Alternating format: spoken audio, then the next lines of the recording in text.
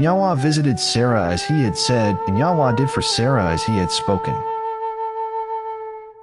So Sarah conceived and bore Abraham a son in his old age, at the appointed time of which Elohim had spoken to him.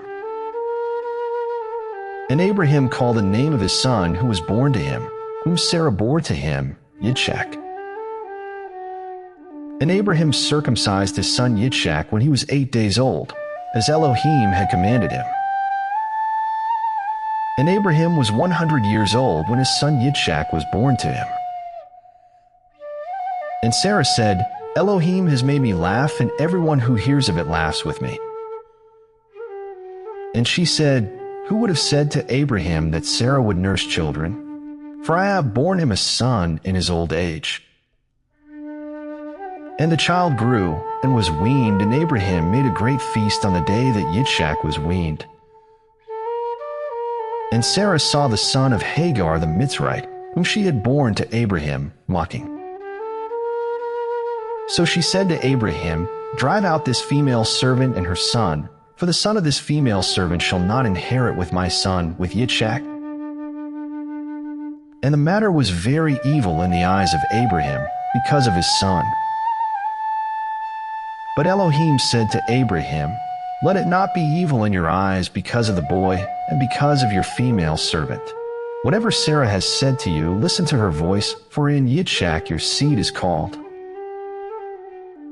And of the son of the female servant I also make a nation, because he is your seed. And Abraham rose early in the morning and took bread and a skin of water, which he gave to Hagar, putting it on her shoulder, also the boy, and sent her away.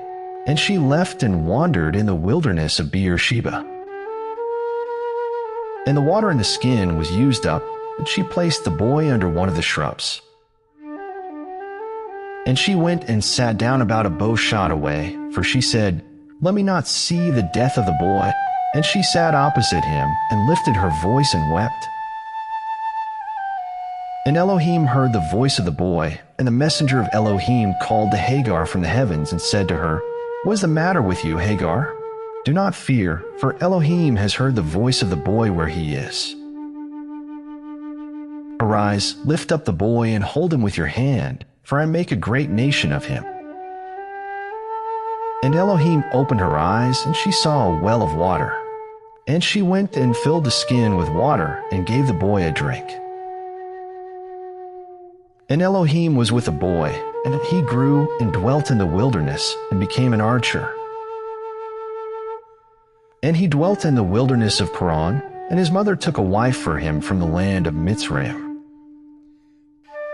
And it came to be at that time that Abimelech and Pekah, the commander of his army, spoke to Abraham, saying, Elohim is with you in all that you do.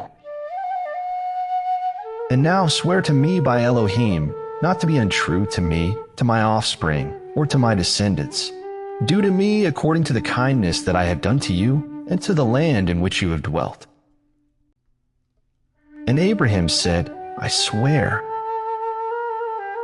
And Abraham reproved Abimelech because of a well of water, which Abimelech's servants had seized.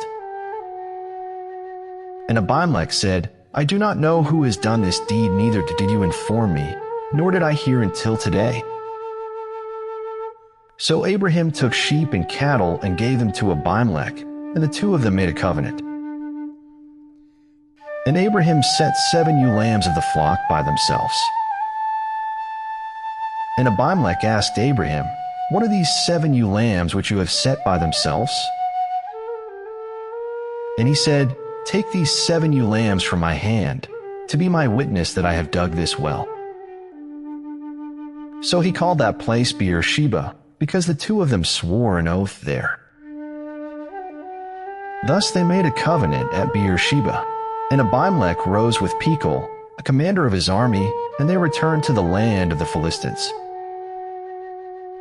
And he planted a tamarisk tree in Beersheba, and they're called on the name of Yahweh, the everlasting El. And Abraham sojourned in the land of the Philistines many days.